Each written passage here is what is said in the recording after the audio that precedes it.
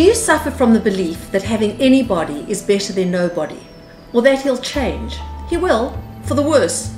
I certainly believed this, and one of the reasons was because my definition of love was so distorted.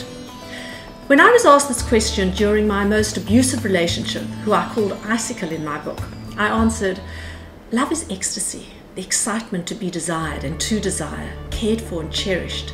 Love is trust, respect and loyalty. That was the furthest thing away from what I was getting from Icicle. Write down what your definition is of love. Saying it out aloud just goes into the atmosphere and gets lost. And next to it, write down a description of the love you receive and look at them often. If I had said to you before you started dating Joe, I've got the most wonderful guy to introduce you to. He's really cute looking, cheats, drinks, lies, and will hit you every now and again. Do you want to meet him? You would think I was insane.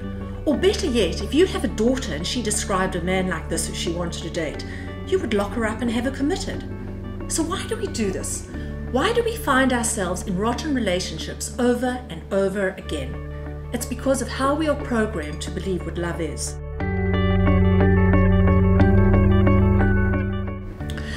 You know, we all learn about relationships from our parents.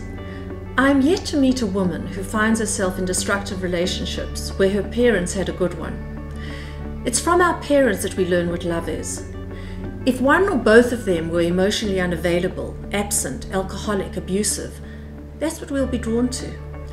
I used to think that dysfunctional homes were those where there was addiction, abuse and incest. But dysfunction comes in many forms. Following rules, for instance, where the rules are more important than feelings, cuts off communication, poisons the atmosphere, similar to how an addict pollutes the air. It's no coincidence then that we find men who present similar characteristics to one or both of our parents. It's what's familiar that attracts us, because subconsciously we think that if it's familiar, it's right. But coming from a family where the concept of love is distorted makes the familiarity wrong. That's not love, that's obsession, and it only leads to brain damage.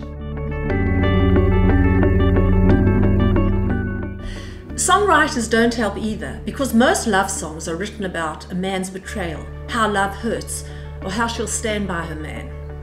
And then we believe that if we aren't contorted into a pretzel from pain, it can't possibly be love. It also doesn't help what we learn from fairy tales.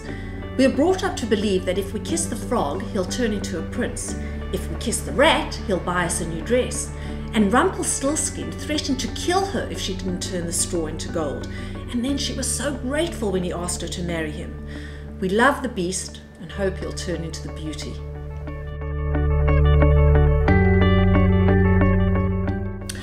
Well, here's how we should teach the fairy tales to our daughters to prevent them from repeating what we've done. When the prince kissed Snow White and he asked her to marry him, she jumped up and said, "I don't know who you are. I need to be financially independent. I don't know if you're an alcoholic or an addict, and I don't know if you are good enough for me." If you would like to know more about my journey of surviving abuse and relationship addiction, my book, Pleased to Meet Myself, is available on my website.